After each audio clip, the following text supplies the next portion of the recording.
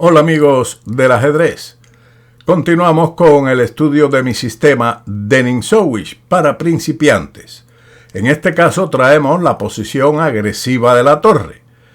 Si al referirse a una posición del medio juego alguien dijese la posición está bastante igualada, pero las blancas tienen ventaja decisiva en virtud de la posición agresiva de la torre, el comentario en realidad provocaría una dubitativa oscilación de cabeza, porque una ventaja así en el medio juego difícilmente puede resultar decisiva.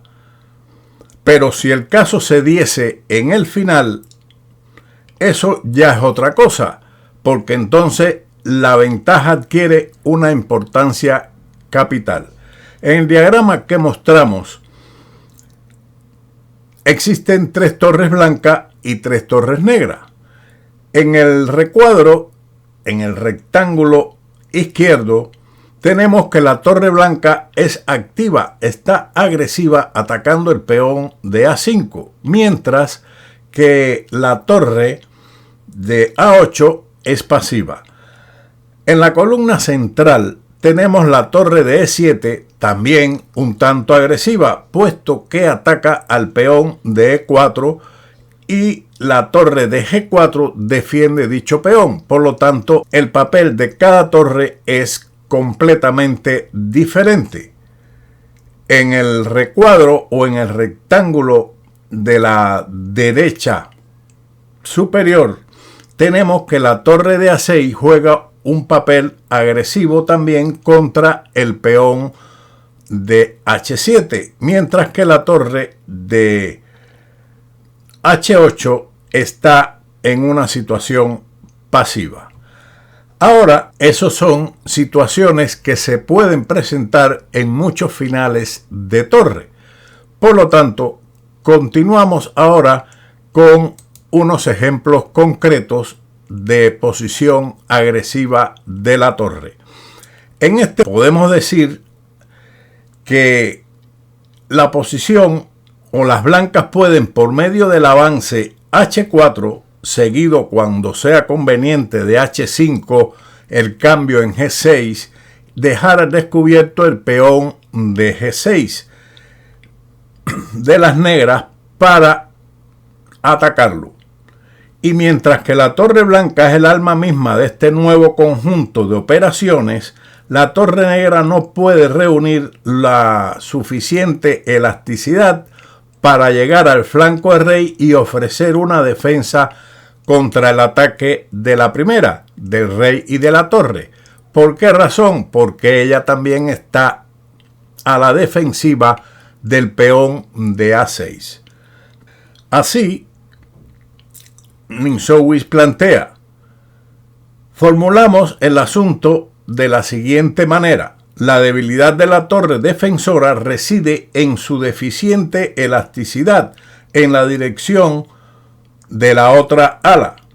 Y además, en esto también en que el rey enemigo gana mayor libertad de maniobra. Por regla general, le teme a las torres, pero cuando el gato no está, ya sabemos, etc. En esta posición, por lo tanto, la amenaza de la marcha del rey blanco a B6, naturalmente por etapas lentas, no debe subestimarse de ninguna manera.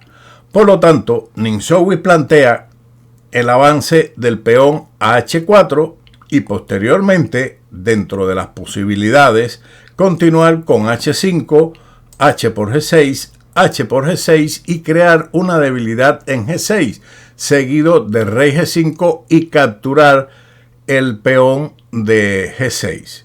La torre negra, que es lo que él plantea, no se puede trasladar al ala del rey para defenderlo, para defender el peón de G6, debido a que el peón de A6 está también atacado por la torre agresiva de B6 y la torre negra pasiva defendiendo su peón negro que está en esa posición. Pasemos entonces a otro ejemplo que plantea Ninsowish.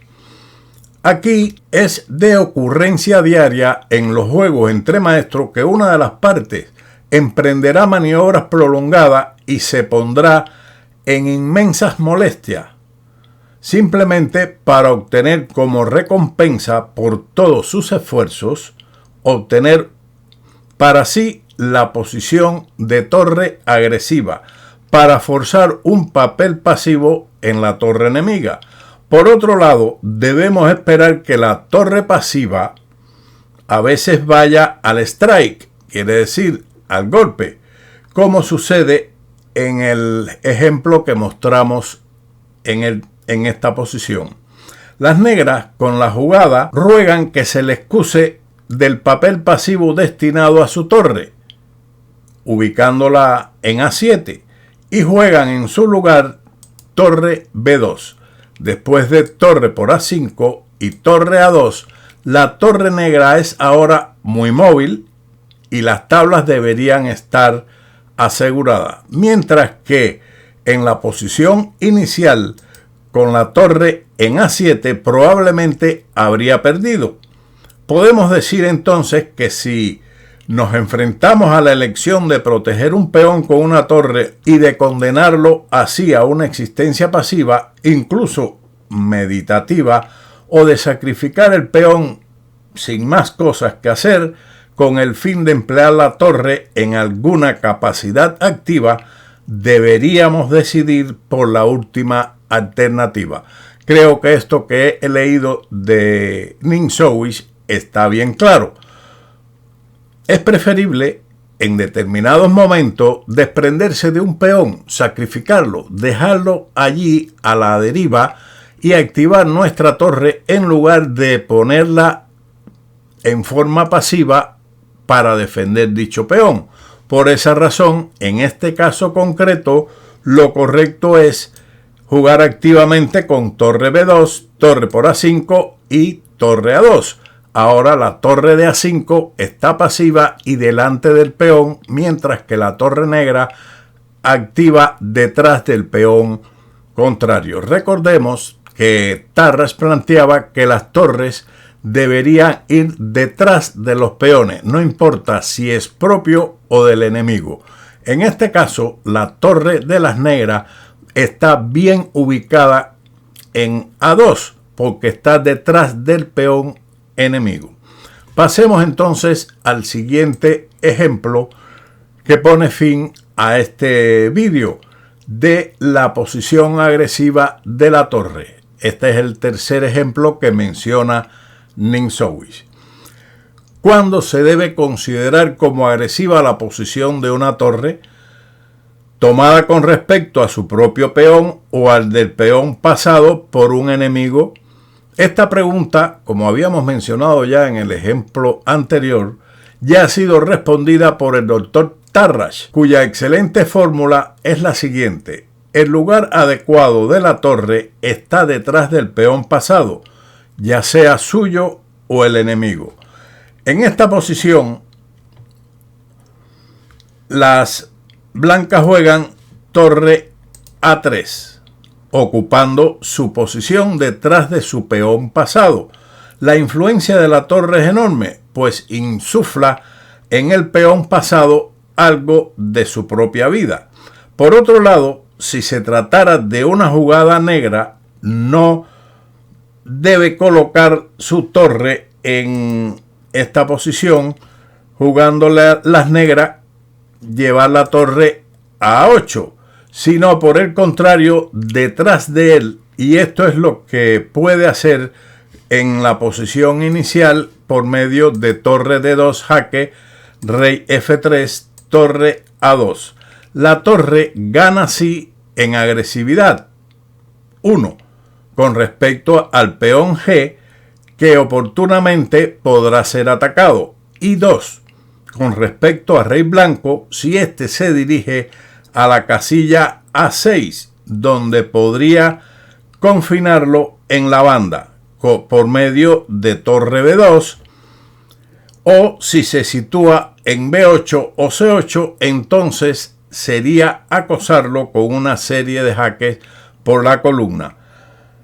Quiere decir que si las blancas, por ejemplo, llevan su rey a A7, entonces, en ese caso, las negras podrían ubicar su torre en la columna B para encerrarlo en la banda del tablero. O si este se mueve por estas direcciones, entonces evidentemente la torre estaría dándole jaques continuamente, a la vez que en momento determinado regresa a atacar el peón de A4. Por lo tanto, también debe tener en cuenta la actividad de esta torre, que en un momento determinado puede atacar o capturar este peón de G3. Por lo tanto, lo correcto en la posición inicial es para las blancas torre A3 para empujar el peón de A4 y llevar la torre del enemigo a la pasividad en A8. Espero que estos tres ejemplos que ha puesto Ninsowi sobre la posición agresiva de la torre, conjuntamente con el diagrama que hemos puesto, tomado de Ninsowi también, les sea de utilidad en sus finales de torres para dos cosas. Uno, si usted tiene la oportunidad de activar su torre abandonando su peón, es preferible que defenderlo por medio de una jugada pasiva. Y dos, si usted tiene la oportunidad de poner su torre detrás de su propio peón pasado para empujarlo y llevarlo a dama, intente por todos los medios de hacerlo. A esto también podemos agregar un tercer ejemplo que habíamos mencionado aquí. Si tiene la posibilidad de darle un jaque contrario y ubicar nuestra torre o la torre defensiva detrás del peón enemigo, tiene que tenerlo en cuenta para defender la posición. Sin más, como siempre, nos veremos en otro vídeo de Ajedrez con Bowdy. ¡Chao!